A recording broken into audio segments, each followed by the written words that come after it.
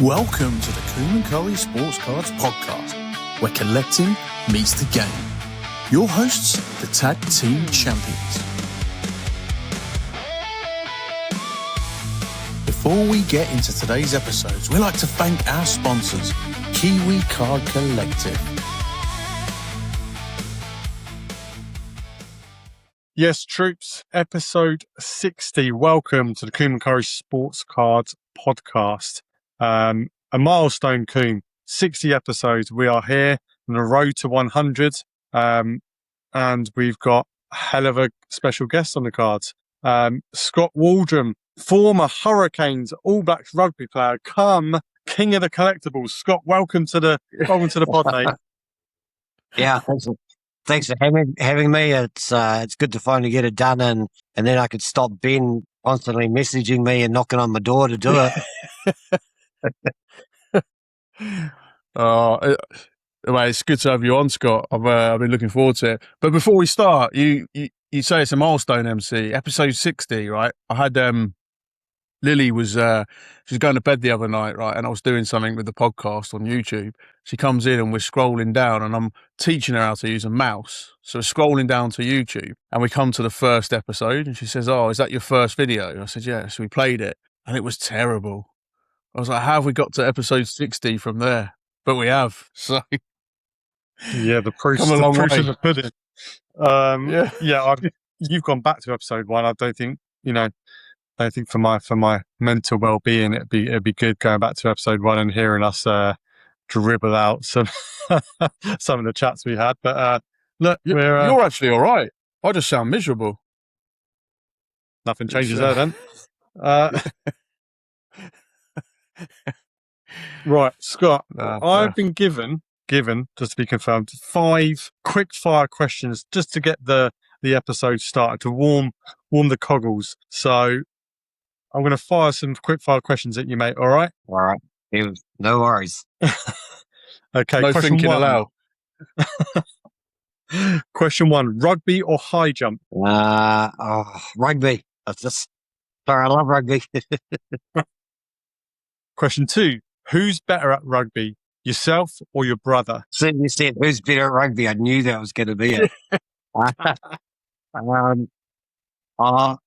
got to give him credit due. Like, he did pretty well. Although I will say, he made his name mainly over in England, where rugby's a bit easier. So, I've got to back myself.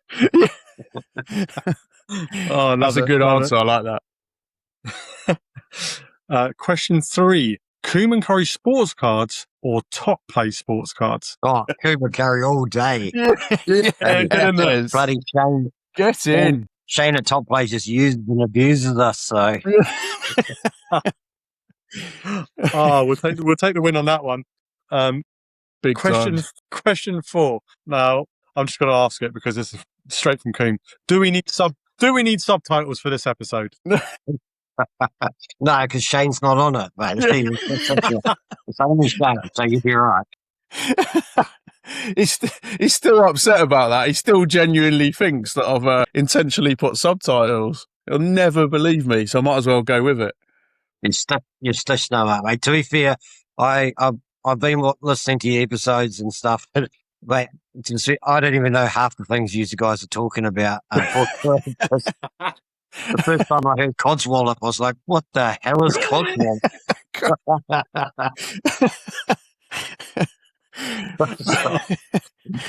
Maybe the Kiwis need subtitles for you guys. Yeah, maybe, yeah. That's a fair point. Have you got some Codswollop? Mate, I'm an old white guy. There's always Codswollop, Fair enough. Right, I've got one last question. Favorite piece of memorabilia that you own? Oh, love that, MC. I've got a Christian Cullen jersey from, there was a team called the Central Vikings. They came out, they lasted 2 years. They amalgamated a couple of provinces. It just didn't last. And they fell apart, and their jerseys are really searched after. Like, I think just a general supporters jersey that you could get goes to like 1,200 sort of bucks. Cool. Nice. So I'll take you on a tour because it's just over here. So that's it there. And it was a beautiful orange and blue. Like, it was a disgusting nice. color. But yeah, that's my favorite piece. I got it off Christian. It was his training jersey, and he signed it for me. So yeah, that's the only jersey that's not one of mine that's framed on my walls. Nice. Love it, mate. That's Love a it, nice mate. looking jersey as well, I've got to say. It stands out, that's for sure. Yeah. That's a beauty, Scott. Right. Thanks for fielding the quick-fire questions. That was very well done by yourself. And I'll pass the baton on to Coom, who's got some more questions for yourself, I believe. No, firstly, before we get into yourself, Scott, I just want to play a little game called This is More for MC. All the names that Martin's ever come up with for rugby. I knew this was See going to how many happen. you can remember. I knew this was going to happen. Speaking of stitch-ups, I knew this was going to happen. Give us two, MC. Let's give us two of your favourite alternative names for rugby. Because Scott, I'm a big rugby fan. I'd almost say, in fact, I know I'd say that I would rather see England win the World Cup again, rugby, than I would in football. Despite being grown up on football, I just love England rugby, everything about it. But MC, you're not as big a fan, are you? So give us two of your best alternative names for rugby. Look, this is no disrespect to the sport, to yourself, Scott. I was just never any good at rugby. That's probably why I dislike it. I was just never any good at it. Egg chasing, peanut hugging. There you go. Move on. Stitched up. Scott, have you heard those before? No, the egg chasing's definitely Yeah. goes around a bit. Peanut hugging, was it? Peanut hugging. I mean, I played rugby with a couple of guys. Nicknames end up being Peanut, so I think. Fair enough, mate. Scott, if you don't mind, before we get into, obviously I've come into contact with you or got to know you through cards and that, but obviously you've had a career in rugby. Do you mind just giving the listeners a little snapshot of you, really, if that's all right? Yeah, no worries. So yeah, I came through, sort of left school and pretty much just straight into rugby. I played and trained with the New Zealand Sevens, and then sort of 15s aside, picked up and sort of made Wellington Lions, which is the provincial team here, and then into Super Rugby. So I'm a Hurricanes boy. Love the Hurricanes, so that was my team growing up. But my first actual experience was with the Crusaders. So I spent a year with them my first year, which was awesome because there was just so many big names that I got to rub shoulders with. But yeah, and then I played Hurricanes, few injuries, sort of moved provinces, went to Taranaki, which sort of became one of my other loves, playing for them and that group. So 6 odd years with them, and ended up finishing Super Rugby with the Chiefs before injury eventually sort of finished me a little bit earlier than I'd hoped. So yeah, very lucky to play 12 years of professional rugby before having to get a real job, and I tried as much as I could to avoid that. So I did a bit of coaching, coached New Zealand Sevens for a year, and bits and pieces and stuff like that. But now I just spend my time looking back at my childhood and spending way too much money on cardboard cards. Tell us what it's like, obviously, because you made an appearance for the All Blacks. I know Mark's the same, but I get a little bit, this might make you laugh, but speaking to anyone who's been a professional athlete, I can't have enough respect for you. It's an incredible achievement and I absolutely love it. So I love hearing about it, but just tell us what that feeling's about. Because obviously when you love rugby, it's like anything, isn't it? If you can get to the pinnacle of what you're doing, that's an incredible achievement. So just tell us what that feels like. And yeah, I guess for me, it was a little bit of a different journey, probably than most. At 26, I actually thought my career was over. I had quite a bad foot injury and ended up with 12 screws in my foot. And then I just hadn't kind of really given up, and the doctors were like, well, it's not going to get any better. If you want to start trying to run and play again, then good luck, And so I did, and I just sort of grin and beared it, and ended up sort of having my most enjoyable years afterwards, playing for Taranaki, and Super Rugby back in McCain's, and got an opportunity to go to the trials at the end of the year before the India tour. Played obviously well enough to get selected. So yeah, sitting at home, listening on the radio with my girlfriend and now wife at the time, and some friends, and hearing my name get called out. So the old school style was pretty crazy. I'd essentially, I'd given up on that dream that it was going to happen, and it probably just going and playing and just enjoying the opportunity to play rugby, which I thought was going to finish, is probably what helped me get there. And yeah, it was just amazing. I was saying a childhood dream, that you never really think is quite possible. Playing the midweek against Munster was crazy. They're just nuts there. And the team that we played against just played out of their skins, an opportunity to try and knock over the All Blacks. So we managed to scrape in a win. So it was a bit of a relief. And yeah, I think, and then injury, unfortunately, kind of the following year when I probably would have got a chance to play a bit more. Bloody injury took me out, and I broke a few bones in my back, and wasn't so lucky that way. But yeah, just absolutely grateful for that opportunity to live out my dream. And at the age of 28, I think if I'd made a cap the next year, which I was hoping to, I think it would have put me like one of the top 3 oldest All Blacks ever. Yeah. So I was a bit gutted about that. That was a stat I really wanted. Yeah. Mate, that's awesome, to be fair. That's like you said there, and that's what I was saying. That's why I think you have so much respect for people that make it to the sort of pinnacle of what they're doing, because, like whether or not you're playing football or rugby or whatever your sport is, to do that is living out your dream. To me, like, I love hearing about it, because that would just be amazing. So yeah, very impressive. But cards then, Scott. Let's get to the card side of it. So The fun stuff. yeah, exactly. So I'm going to get this right for once. So the Wellington Cards and Collectible show is your show, which I'll be at in October. And we might, as discussed, have a little announcement for that as well. We've been looking into something, but just tell us about how that's come about, and your love for cards, really, because that's how we've connected. And obviously, Currie and I got into sports cards, about 2 years in, Mark, now? Yeah, about right. Yeah. Yeah. But yeah, tell us about the show, Scott. Yeah, I guess, like as a kid growing up, like I always collected cards as well, me and my brother. So rugby cards, obviously, with mid-90s sets, the old school wrestling cards.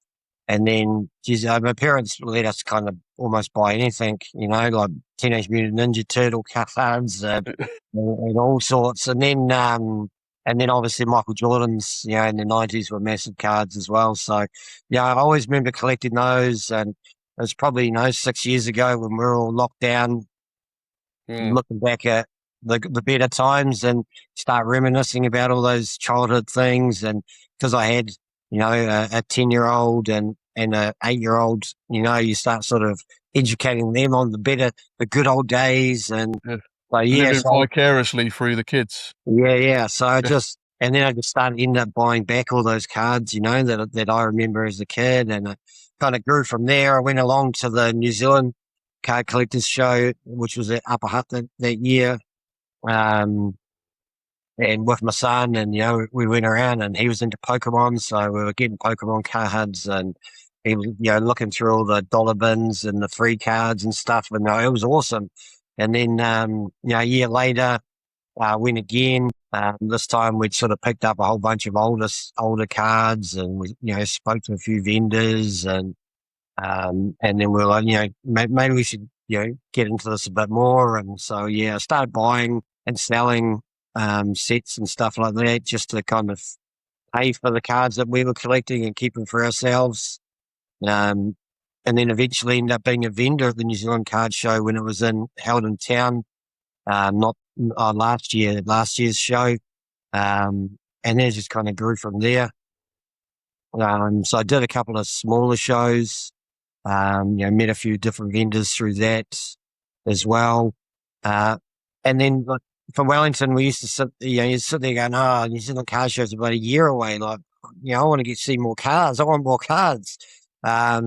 So, you look up in Auckland and they were having one every month almost. I decided, why not hold my own one? So sort of put the word out, messaged a few vendors that I'd already dealt with and on some pages for card fairs and stuff that I'd done, and sort of started to get, got a few vendors. And so, that first show we did in February, we had 70, I think I squeezed in 70 tables into the hall.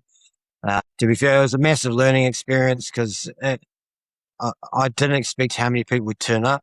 Yeah. So we had, well over 1,000, pushing probably 1,500 through the door. And it got so crammed in there, that you just didn't really expect it. So, I was like, and everyone loved, everyone had a great time. The vendors were stoked. So I was like, let's do it again. And I was like, why wait a year? All right, let's do it. So we booked in October. So we got the next one in October, but the vendors, we ended up getting a bigger venue, more, 2 halls, a lot more space.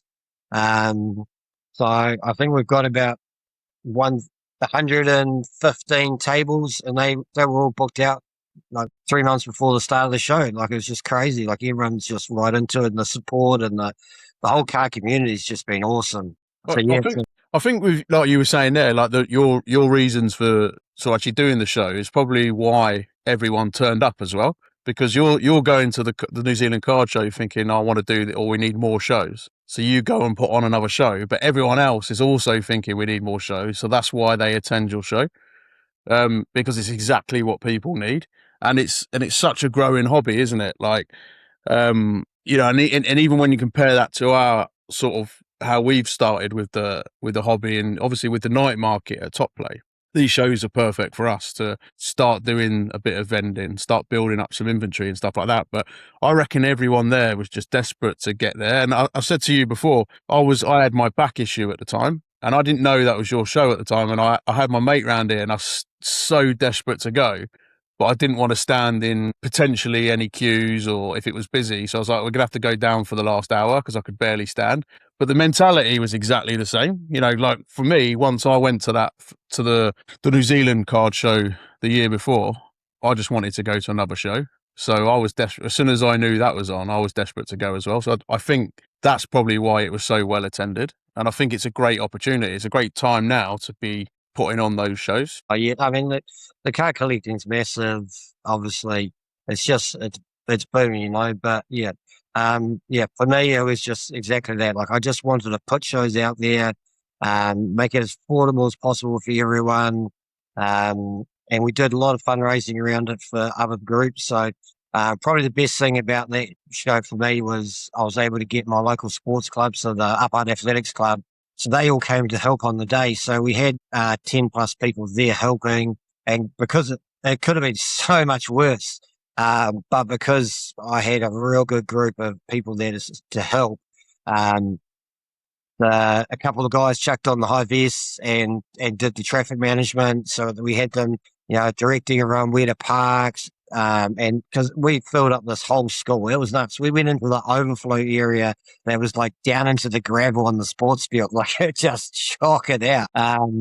But these guys were awesome. My wife and a couple of other people who were on the door saw that holy shit, there's this massive queue, and then you look outside and it's going down the drive, and almost out the entrance, and you're going, oh my God. And then so they, even before it started, they just started walking down, taking the ticket, selling the tickets, stamping them, so that when it did open, everyone could just kind of flow straight in, and you weren't love that, So, mate, I was massively grateful to have them, and then obviously a lot of the profits and stuff I then donate to the club, which is also my club. So it's great for them, and just having stuff like that's definitely helped do it. So But I'm real excited about the next one because having done that first one, I now know. So we've doubled, almost tripled the space in between tables. It's an awesome flow. We've got a sports hall and a TCG hall with other collectibles, and I know some sports people just aren't interested in the Pokemon side. So if they don't want to, they don't even have to go near that, Yeah. And just taking all of that, and we'll be doing the same stuff. We'll have the sports club there. We'll have the table. We'll have the coffee car back out there. We'll be doing a fundraiser for Tiamonga Hospice again as well. So yeah, I'm really looking forward to it, and it's probably the reason now why I've decided to do 3 the following year. So yeah. Yeah, but people are all over it. Like we see that with the top play night market, haven't we? Like, to be fair, when that was sort of, that idea was that came from you as well, Scott, didn't it? That was your idea, I think. But when that was floated, I was like, oh yeah, I want to be part of it, but I don't know if people are actually going to attend. But that's the thing. And I think, Mark, with England, you've recently been to the Brighton Card Show, but there are similarities. I know by virtue of England being closer to, we're in the arse end of nowhere here, but England's got more accessibility to things. But I suppose to a large degree, it's run in parallel with the growth of the hobby here, I think. It's still on the rise in England. But you see that with the Brighton Card Show, Mark, didn't you? That was quite busy. And that was, last year was the inaugural one, wasn't it? Yeah, I mean, I think from a UK perspective, it's, the hobby's huge, but I feel like the community's probably, obviously from speaking to yourself in New Zealand, community seems really sort of well knit and together. And I think it is over here, but I think it's more sporadic around the country. Like there's a lot of super busy card shows happening in, I would say, the north of England in comparison to the south. Obviously you've got the London Card Show, which is obviously the big one. And obviously Brighton Card Show is a really good, was a great show, and it's growing every year, and I'm looking to do it, more often, at Brighton and Hove Albion Football Club. So yeah, it's growing, but like I said, I feel like it's, I don't know, it feels like from going to the Brighton Card Show, it felt like you see a certain amount of people from like social media there, then you see people you wouldn't even know, and from your side, it sounds like you're very well knit and you sort of know so many different people quite well, and which is probably an absolute credit to the community over there. Whereas in the Brighton one, obviously, I think I'm still getting to finding my feet. Obviously, seeing Andy from Seaside, that was great. Seeing a few people I've seen from social media on there, but yeah, it's just huge, isn't it? Like I saw the Fnatic store in Regent Street. I saw a post about their profit margin. I think they the first year it opened, they planned on $5 million. Obviously, it's an American company. They did 25 million. And they're looking at 40 million this year. Well, from the one store? From that one store. Like turnover, obviously, yeah, from online, yeah, from the UK online as well. Obviously, the UK store. It's ridiculous. That's how big it is. Like, it's stupid. But in the best possible way for the hobby. But that is crazy money, isn't it? So, long may it continue. Long may more card shows continue. I'm looking to sort of venture out. I think there's one in Kent, which isn't too far. But like they said, like that interview that I said, I was talking about the Fanatics guy. He said he looked at London as a city and how many card shops they had, and I think he said there was less than 10 throughout, the size of London. Where the hobby was at, and they thought, well, look, if no one else is going to do it, we'll do it, and we'll be the owners of the city and the hobby in this country, which they have been. And we tasted the fruits of their labour, didn't we, when you came over in December, and you could see how much how hobbling around well, London, like it's just an absolute hub. And like the events, we only found 2, didn't we? 2 what other card shops? No, we went to Fanatics, didn't we? Then we went to the other one that was by the station. Yeah. That wasn't quite what we thought it would be. North London. Name of it now. I think there's more on the like on the proper outskirts of London, but in terms of like, central London and Regent Street being, one of the busiest shopping streets in the world, or Regent Street, Oxford Street, you know what I mean? So yeah, incredible for the hobby. And look, the card shows in New Zealand are making me super jealous. Like I feel like I need to be getting out there and going to more, because every time I speak to you, Coom, we've got you on, Scott, talking about the card shows and how well it's doing over there. So yeah, it's a fantastic ode to the place to be. It is. It absolutely is. Yeah. I think just, yeah, I mean, talking about the vendors and stuff, I think like they're just a really open, supportive group. Like it Yeah. just blew me away. And as soon as you start making contact with them, and they're not just the local ones, like they're from all around New Zealand and travel down. So I've got, I've got groups from Hawke's Bay, Tauranga, the middle of the country, and they're all happy to travel and to be part of the shows. And it's awesome. Yeah, it's definitely the people that are helping make it what it is. So yeah, and that's half. And again, the reason I do it is to support them and keep them, doing what they love, which is just helping others, into the hobby and collecting stuff they love. So yeah, it's a very rewarding hobby to be in, especially like in my position at the moment. What I found, Scott, is was he linking your history as a professional athlete to the card side. I think there's a link between the hobby and that. So what I found coming over here is, like I'm a football coach and a referee and stuff like that. And what I found is the sort of the grassroots of football and then the top end of football in New Zealand, there's a very small gap. So you're actually mixing, no matter whether you're a coach, a ref, a player, there's actually a hell of a lot of opportunity over here because that gap's quite small. So you're kind of mixing or you're talking with people who are kind of at that top end of sports. And that's exactly the same in the hobby community. I feel like, echoing what you said, I've made so many friends already through the card community. Like when I mentioned, I think it was yesterday, I finally pulled my finger out and decided I'm going to go up to the Auckland Card Show. And when I mentioned it to a couple of people, all of a sudden I'm getting messages from quite a few different other people. I'm thinking, how the hell has that news got out? And people are like, oh, I'm so pleased you're coming up. Can we meet and stuff like that? And I was a little bit overwhelmed, actually. But I found that's a massive contributing factor to why we're even here now, MC, is just how involved everyone is. I think if you get into a hobby where it's not that engaging or you're not speaking to people or whatever, then maybe those things sort of fritter out a little bit. But, and that's the same with the card show, isn't it? When you said about maybe you didn't expect that many people to turn up, there's going to be an element of people wanting to support the show. And obviously people are going to want to grow it as well because this show's appeared. We want a show. We want to go and see cards. We better bloody get down there and go round it because we want it to come back and we want it to be a regular slot. Yeah, for sure. It's and it's a community, like everyone's so different, as well. Like it's just, there's not one mold for a card collector, and stuff. And it's like, to be fair, like Dash is an example. You look at Dash and to be fair, most people are probably scared of him. Just by looks, but you talk to the guy, and he's one of the nicest guys around. Yeah.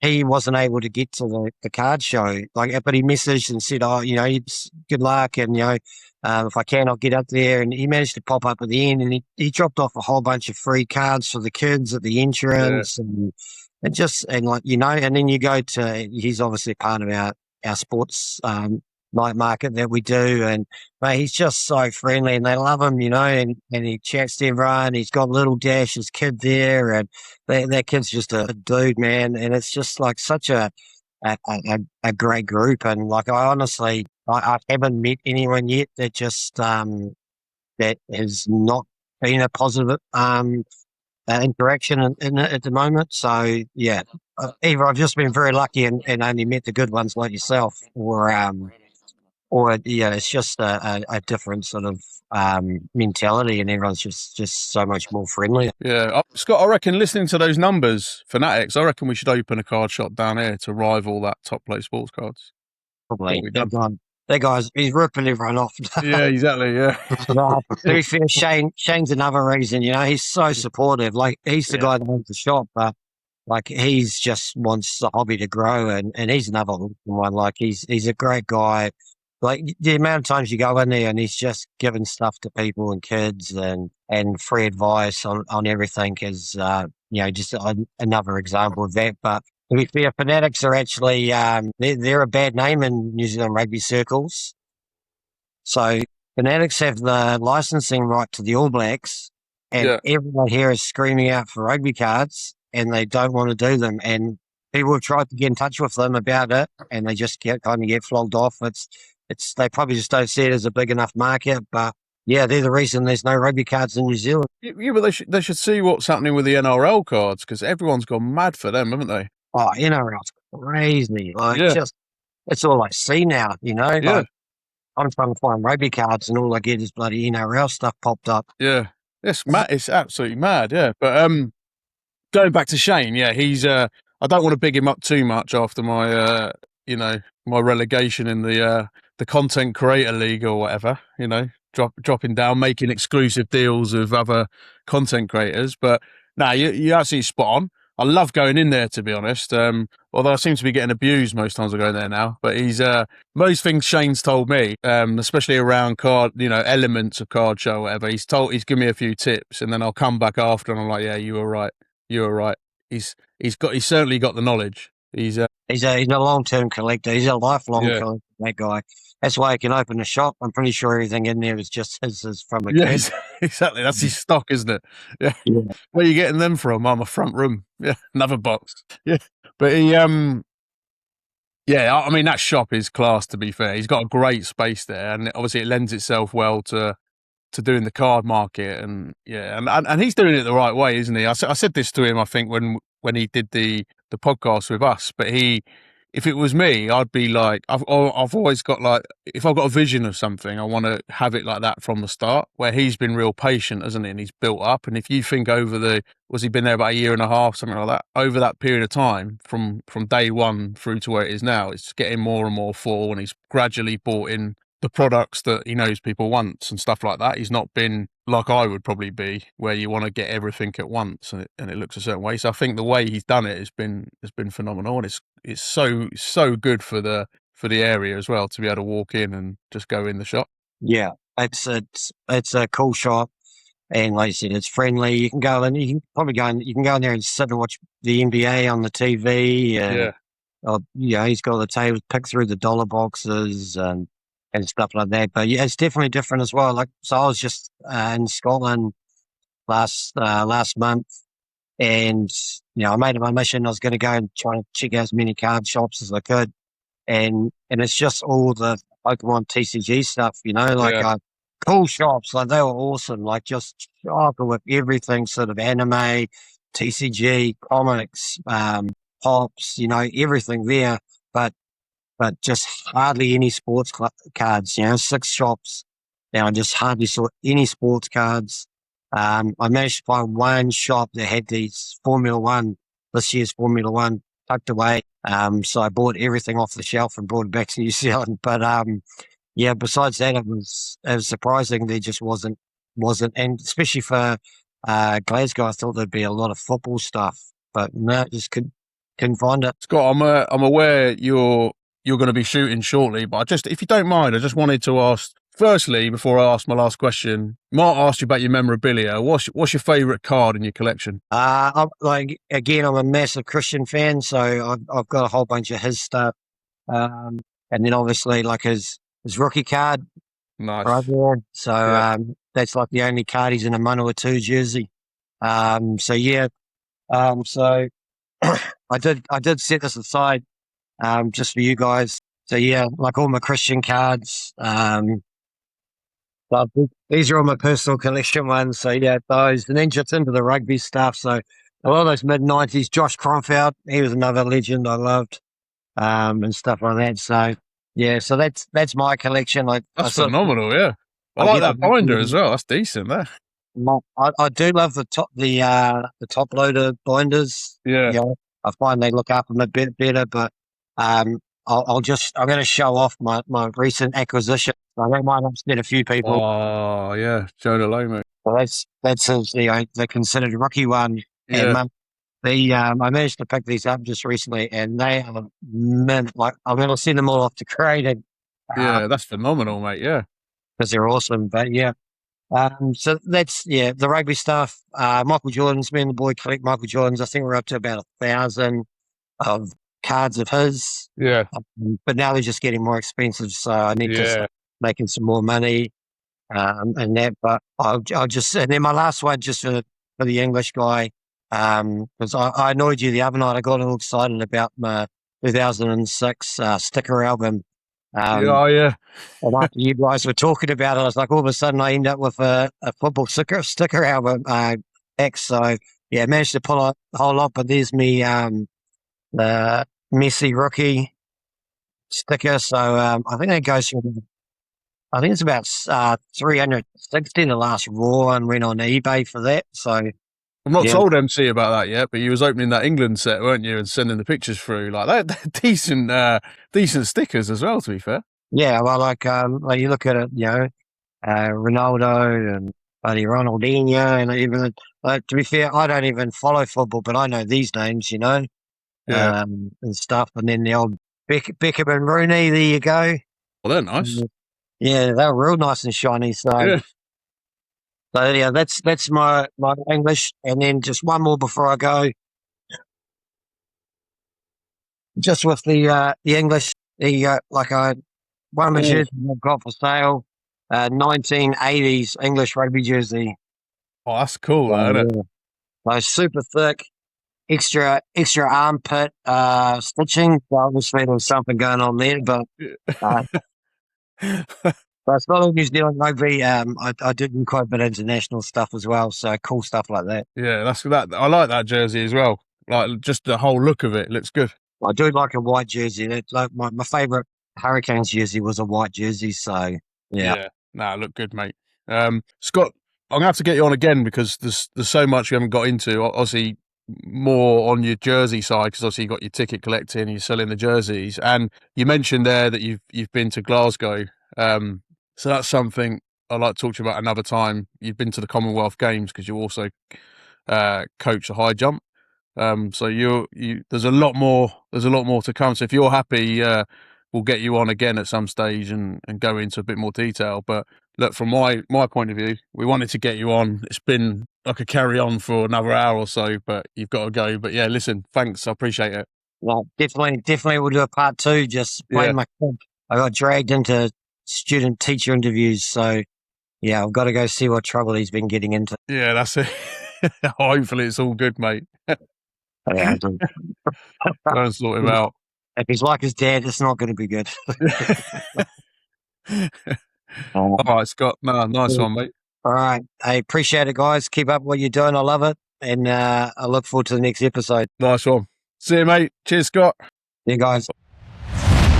Cool. Just want to thank Scott for jumping on the podcast today. Absolute phenomenal interview. As Scott said, I've been pestering him for a long time to come on. So that's good. I know Scott's busy. He's got a lot of things on. So, giving up his time to come on the podcast. Much appreciated by Coom Currie Sports Cards podcast.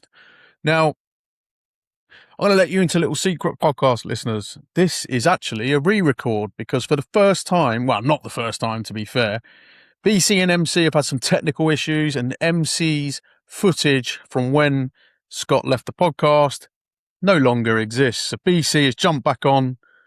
MC's probably fast asleep now in the UK, and I'm going to just finish this little segment on my own. So it's a shame because we had some good stuff, as we always do, following Scott's interview. So I want to get on with some stuff myself. So MC and I, we spoke a little bit about the match attacks that Scott and I alluded to in the interview. So we've come up with an idea of a potential match attacks tournament at Scott's Card Show. And I had a look into it. I've never thought about match attack. I know it's a game, but I've never really considered it. So I had a little look into it because I want to make sure that if we sponsor a tournament that I know what's happening. So I've had a look at it. It's actually quite fun. So yeah, looking to run a match attacks tournament at the card show in Wellington, which will be great. MC was telling us he's been opening a lot of Topps EPL Flagship products, which I was saying, MC, I think he's all in. He's balls deep in it at the minute. He showed us his binder. He's got a hell of a collection already, and he's just pulled a nice Coutinho. I think they're called numbers or magic numbers, but absolute phenomenal card. I'm sure we'll get a picture on the social soon. But I was saying I've watched a lot on YouTube over here, and it's actually a real fun watch. Like it's a fun box to open, and there's some real nice cards. And this year, sort of that inaugural set, the Gold Lions were fantastic. But this year they look even better, and the checklist is phenomenal. But bringing some Codswollop into it, I've seen that Harry Kane is on that checklist, which I find weird. It's nice to have some current players and some legends, but Harry Kane's still playing for Bayern Munich. So you've got Thierry Henry for Arsenal, fine, retired. Beckham for Man U, fine, retired. Wayne Rooney, I think he's actually under the Everton checklist, but that's fine, he's retired. But Kane still plays for Bayern Munich. So couldn't they have gone for Ian Walker or Raul Fox? Imagine a Raul Fox Gold Lion or Ian Walker. Legends. That would be unbelievable. So a lot of that's Codswollop. That absolutely, that is so weird that you've got a player that's still playing sort of on your checklist. So yeah, I find that a little bit of a weird one. But MC's been opening some eco packs and mega tins, and he was saying that some of the cards in there you're getting. I think we get over in the NFL sets, but you get like your Chrome previews. So MC, lot of love for that. Like I said, I've seen a lot on YouTube. I would imagine the prices will be quite high here by the time it's been bought in, so I'm not 100% sure how involved I'll get. I might wait for the Chrome product, possibly the Merlin again. But again, I don't know in the timeline how long that's going to take. Auckland Card Show. I was saying to Mark, it's an impromptu. I haven't been able to make my mind up about it, but look, I can't wait. And what's been a bit overwhelming for me is like, as soon as I announced that I'm going, the messages I had and people wanting to meet, and it's going to be fantastic. And obviously we're going to be seeing Bazza collects. We've got Brock Nash's ripping packs, launching Card Syndicate while we're there. He's teaming up with KCC, sponsors of the show, so I can't wait to get up there, help them boys out, and actually, like I didn't at the Wellington show, I'm going to get to look around the show, which is going to be fantastic. But I've had so many people reach out saying about meeting up, Card Crazy up there as well, and Blunt Collections New Zealand. It's just, oh man, it's going to be so good. But I was saying to MC, I am going to document my journey, so I'm leaving at some stage today, late afternoon. And I used to work in the electronic security industry, so I've done a hell of a lot of driving.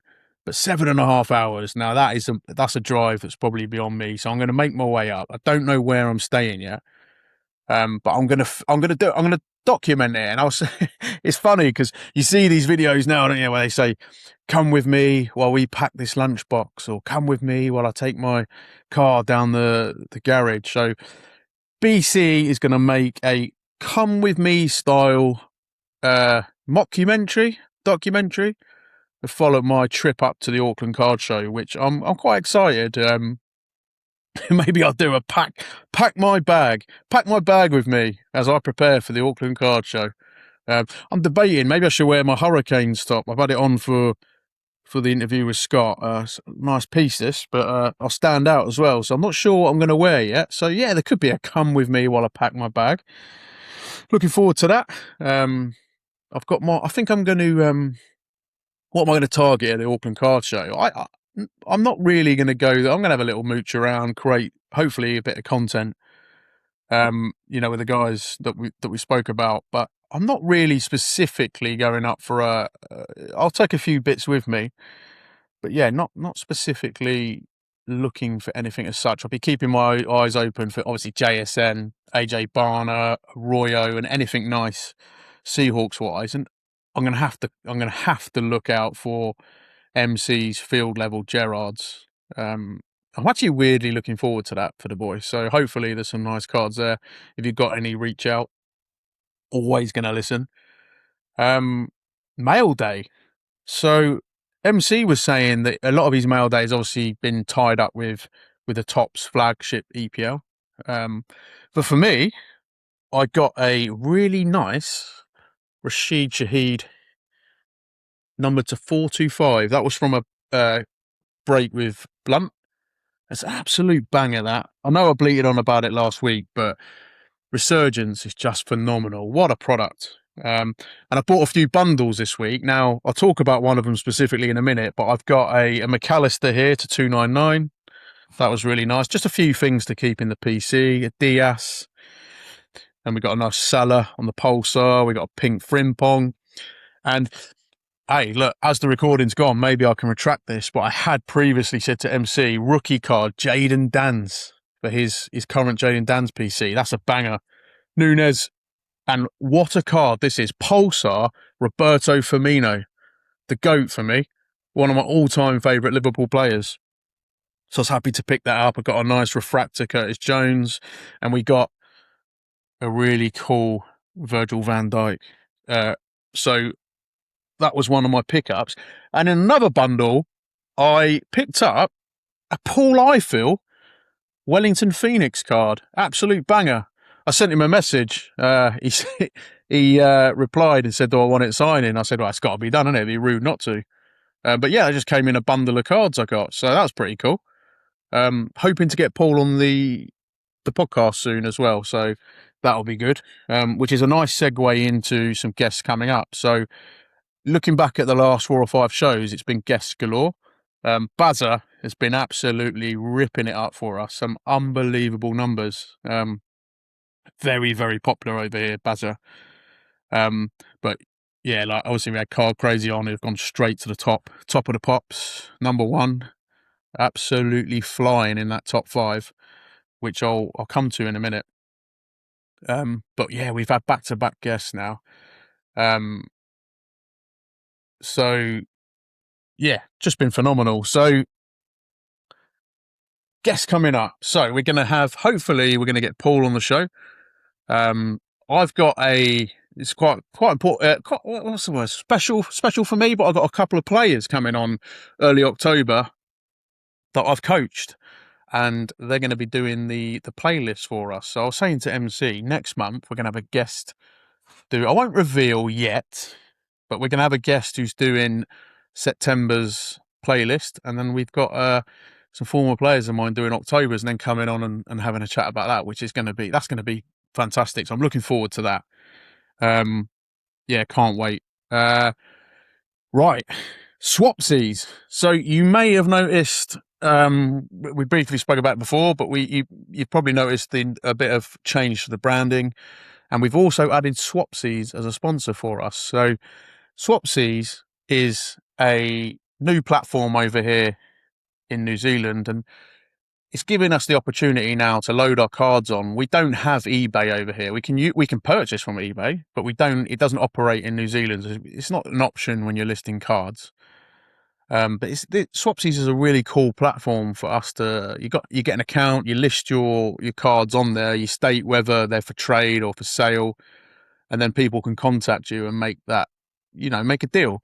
But you don't directly purchase a card through the site. It puts you in contact with the person. And for me personally, that's awesome. We got Trade Me over here, but obviously you're limited to New Zealand, you're limited to Australia.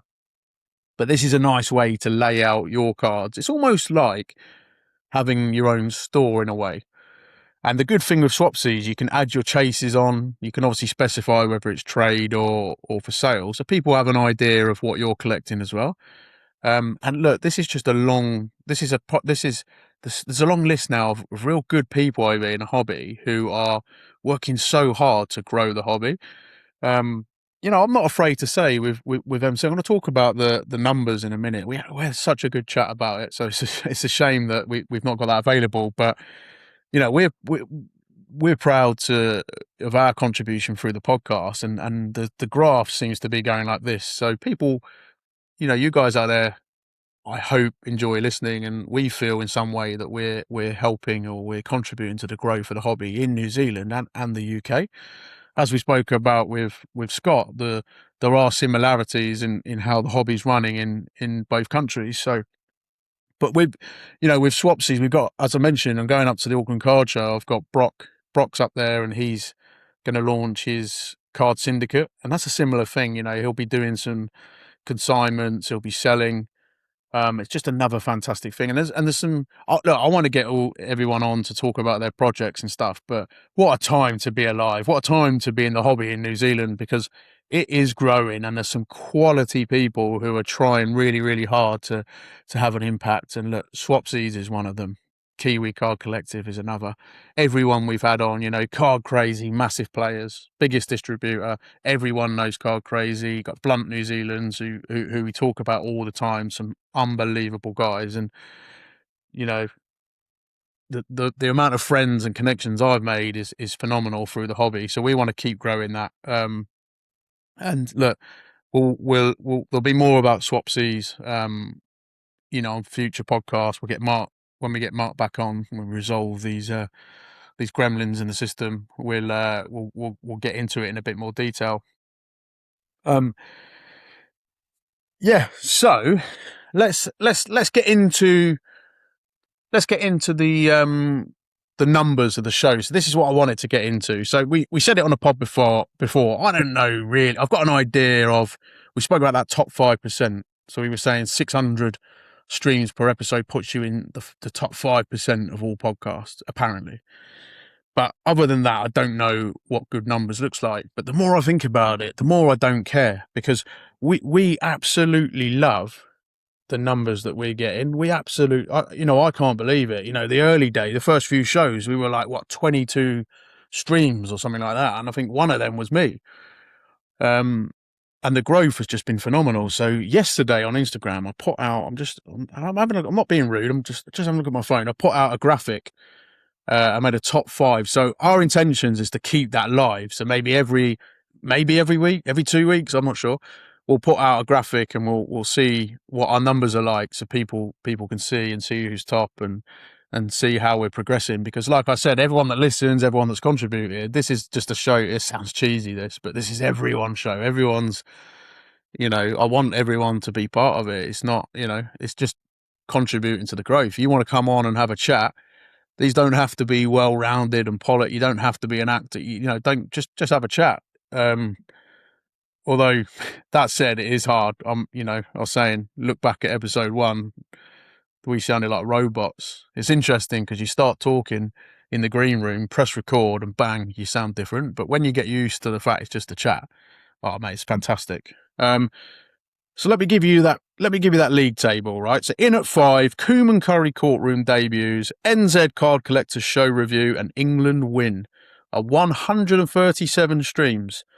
Number 4, a free guest All New Zealand lineup card show, the Card Show, NFL Takeover Special plus huge announcement. That's when KCC linked up with us to be our sponsor.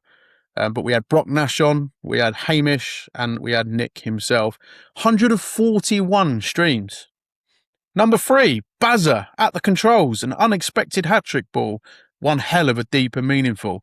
That was last week's show. 147. That is unbelievable. Andy's show, which has been on 3 days less than Bazza's, is approaching 100 streams. And neither of those two shows have had a full crack at week. So those numbers are just a bit overwhelming, if I'm being honest. Number 2, a sit down with a legend at Top Play Sports Cards. And Coom shares his love for the NZ community. 184 streams with a silver medal there. That sat at number 1 for ages. As soon as Shane was on, boom, numbers went up. Incredible. But in at number 1, the man, the myth, the legend, Card Crazy debuts, 217 streams. Now, interestingly, just before I started re-recording this, I had a look quickly because I hadn't looked this morning, and it's on 225 streams now. It's so overwhelmed. But look, I'm sure all these numbers, the analytics side on our hosting platforms is really, really good. But we just wanted to be as honest about it as we could. You know, I don't know if there's people out there who might think, oh, they're quite small numbers, but for me, that's huge. You know, it's absolutely fantastic. I don't know what the overall is across all 60. This is episode 60 today because we changed providers. But look, we're so proud. You know, coming from the first few shows, 22. I think the first one was on 17 for a while. You know, and I think my initial targets were if I could get 50 listeners, I'd be chuffed to bits. So I'll probably do it quite a lot on your board, but I just want to thank everyone that listens, everyone that jumps on the show, and just want to keep growing it. I just want to different people on. So if you want to come on, have a yarn, feel free, get in contact.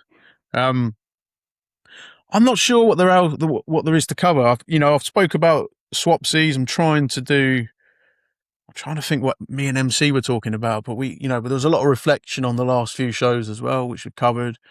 And I think that maybe this is a good place to leave the episode today. We're going to have a lot coming up. There's going to be a lot of stuff. Watch out for the content from the Auckland Card Show, and obviously the come with me on my journey. Come with me while I'm packing my bag.